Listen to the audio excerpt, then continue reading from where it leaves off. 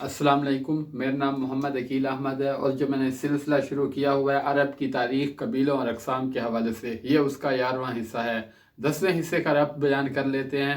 ربط یہ تھا کہ جاہلی معاشرے کی چند جھلکیاں اس کا ٹاپک تھا، اور اس کے اندر جو چیزیں بیان کی تھی عرب کے اجتماعی حالات، اقتصادی حالات اور ان کے جو اخلاقی حالات، جس کے اندر ان کی سخاوت کے اشعار وغیرہ بیان کیے تھے، وہ سب 10ویں حصے کے اندر موجود تھا۔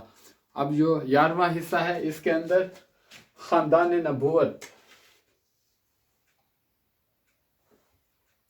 اس کے اندر نسب کا بیان کیا گیا ہے۔ حضور صلی اللہ علیہ وسلم کا سلسلہ نسب 3 حصوں پر تقسیم کیا جا سکتا ہے۔ پہلا جو حصہ ہے، اس کے اندر اہل سیر اور اس کے علاوہ جو ماہر انصاب ہے وہ اتفاق کرتے ہیں کہ یہ درست ہے، جو کہ حضور صلی اللہ علیہ وسلم سے لے کر بن عدنان تک جاتا ہے۔ دوسرا حصہ، جس کے اندر اہل سیر کا اختلاف ہے اور بعض جو ہیں وہ اس کے قائل ہیں، اور جو بعض ہے جن نے توقف کیا ہے، کچھ نہیں کہا۔ دوسرا حصہ جو ہے عدنان سے لے کر حضرت ابراہیم علیہ السلام تک منتہا ہوتا ہے۔ تیسرا حصہ حضرت ابراہیم علیہ السلام سے لے کر حضرت آدم علیہ السلام تک جاتا ہے۔ اس حصے کے اندر یقیناً کچھ نہ کچھ غلطیاں موجود ہیں، جس کی تفصیل میں سنا دیتا ہوں آپ کو کتاب سے دیکھ کے۔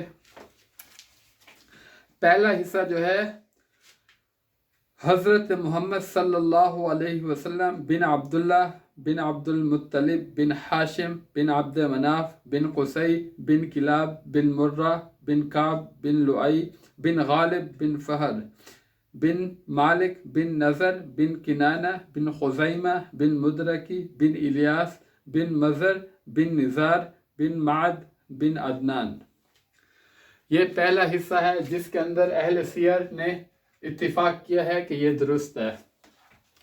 دوسرا حصہ عدنان سے لے کر حضرت ابراہیم علیہ السلام تک، عدنان بن عو بن حمیس بن سلامان بن عوز بن بعض بن قنبال بن عبی بن عوام بن ناشد بن حزاہ بن بلداس بن یدلاس بن طابخ بن جاحم بن ناحش بن ماخی بن عیز بن عبکر بن عبید بن عدوا بن حمدان بن سنبر بن یسربی بن یحزن بن یلحن بن عرعو بن عیز بن زیشان بن عسیر بن افناد بن ایہام بن مقصر بن ناحس بن زارح بن سمی بن مزی بن عوز بن عوام بن قدار بن اسماعیل علیہ السلام بن ابراہیم علیہ السلام۔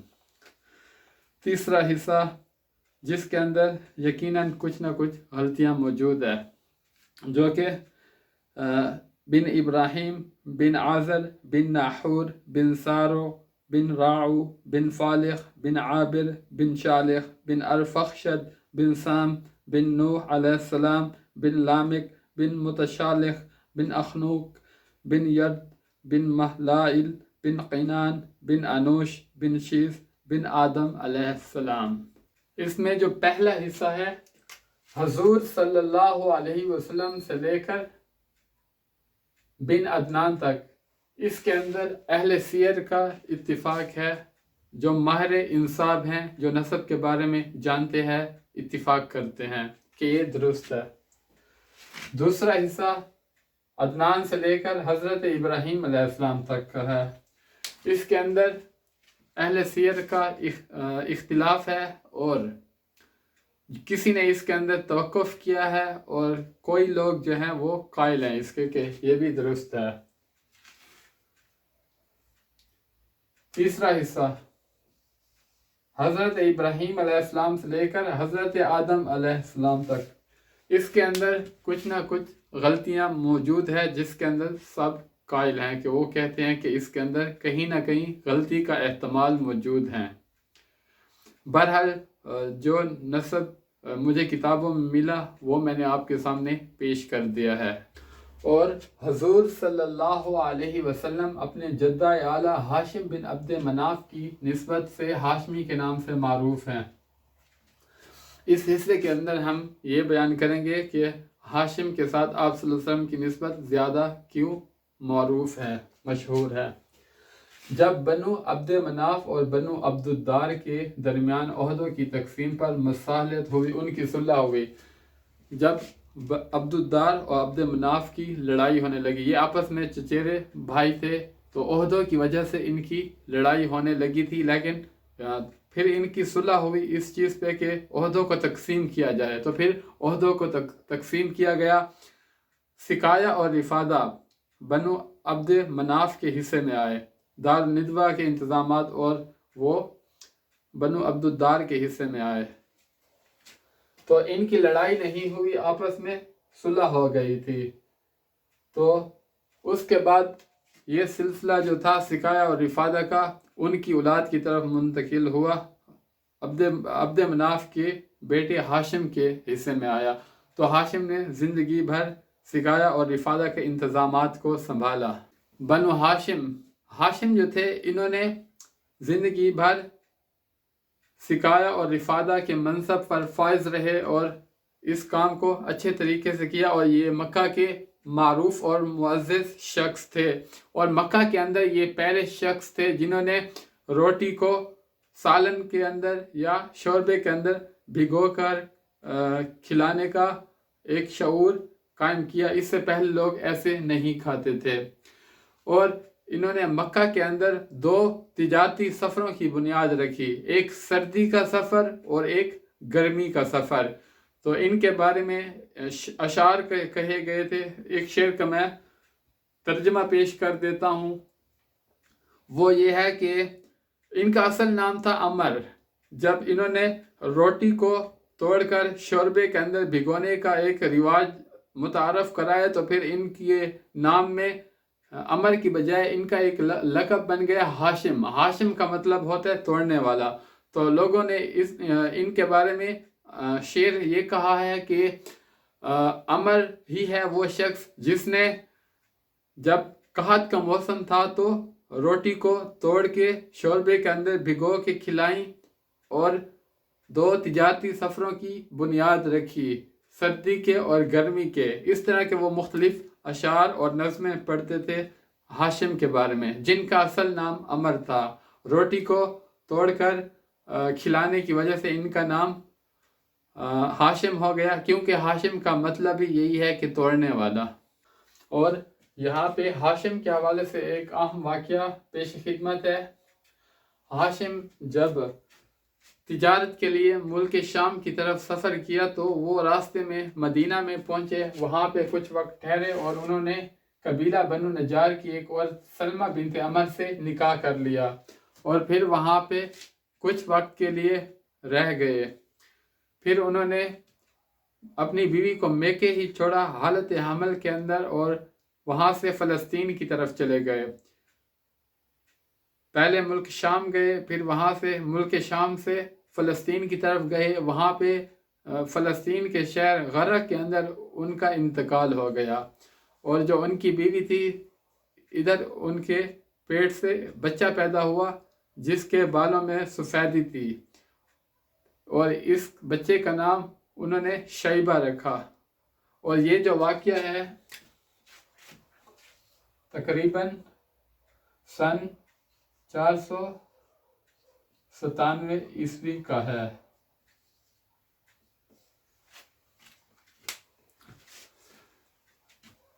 اس لڑکے کا نام شیبہ رکھا کیونکہ اس کے بالوں میں سفیدی تھی، اور بعد میں یہی بچہ عبد المطلب کے نام سے مشہور ہوا۔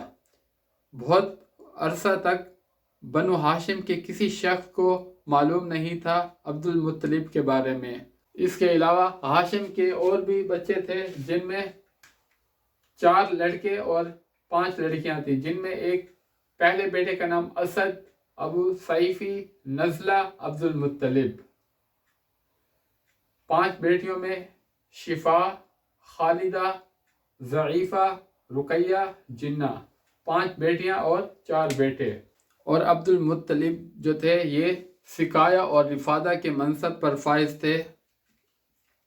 جب ہاشم کا انتقال ہوا تو ان کے بعد مطلب کے حصے میں یہ منصب آئے سقایا اور رفادہ کے، اور جب مطلب کا انتقال ہوا تو ان کے بعد ان کے بھتیجے عبد المطلب کے پاس یہ منصب آیا۔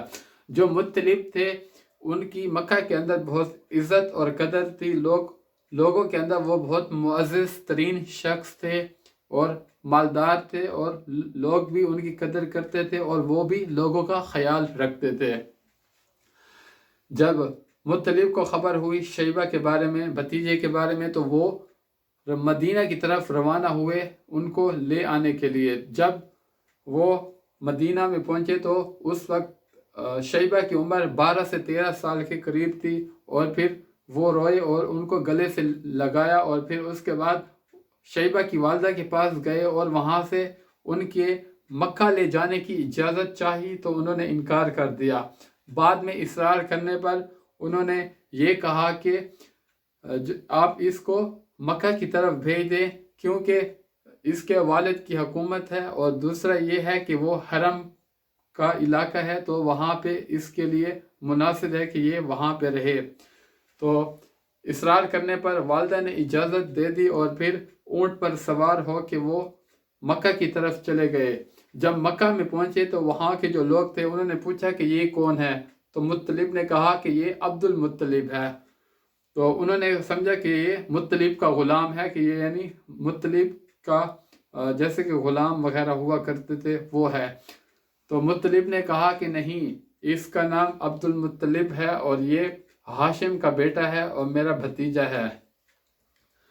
تو جب مطلب کا انتقال ہوا، ان کا انتقال یمن کے اندر ہوا تھا۔ پھر اس کے بعد جو بھی تھی سقایا اور رفادہ کے جو بھی منصب اس وقت جن پہ مطلب فائز تھے وہ سارے عبد المطلب کو ملے۔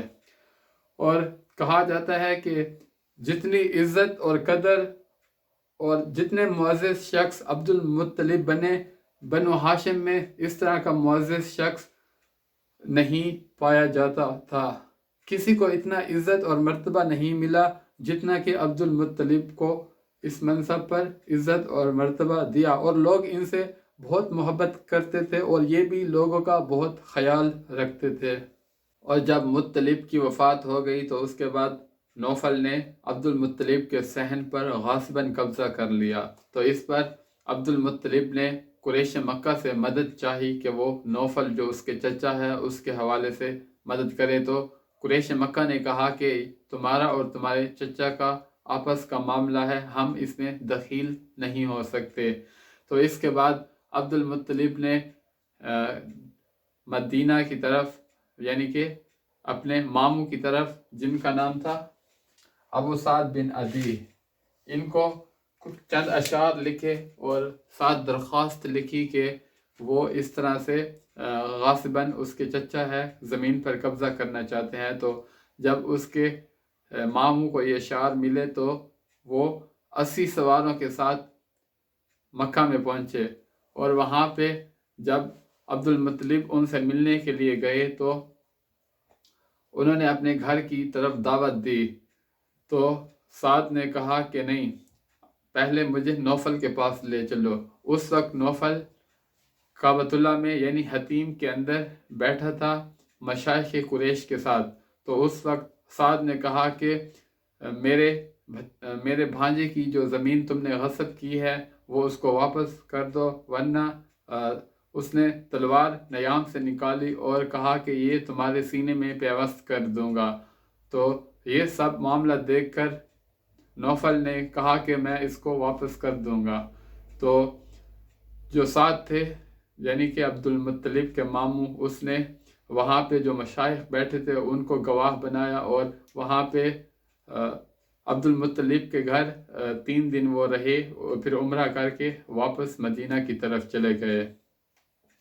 اس کے بعد نوفل نے اور عبد شمس نے انہوں نے باہمی تعاون کیا ہاشم کے خلاف۔ قبیلہ بنو خزاع نے کہا کہ ہم بھی تمہاری مدد کریں گے، تم بھی ہمارے بیٹے ہو جس طرح کہ تم بنو نجار کے لیے ہو، کیونکہ بنو خزاع یعنی عبد مناف کی جو والدہ تھی وہ قبیلہ خزاع سے تھی، تو اس لیے انہوں نے باہمی مدد کرنے کا ارادہ کیا عبد المطلب کی، تو بنو خزاع نے دار ندوہ میں پہنچ کر وہاں پہ انہوں نے عہد و پیما کیے کہ وہ عبد المطلب کی مدد کریں گے، اور نوفل اور عبد الشمس جو ہے نوفل اور عبد الشمس جو ہے اس کے خلاف ہاشم کی مدد کریں گے، اور یہی عہد و پیما فتح مکہ کا سبب بنے، جس کی تفصیل اپنی جگہ پر آ جائے گی۔ اور جیسے کہ آپ کو معلوم ہے کہ میرے ویڈیو بنانے کا مقصد یہ ہے کہ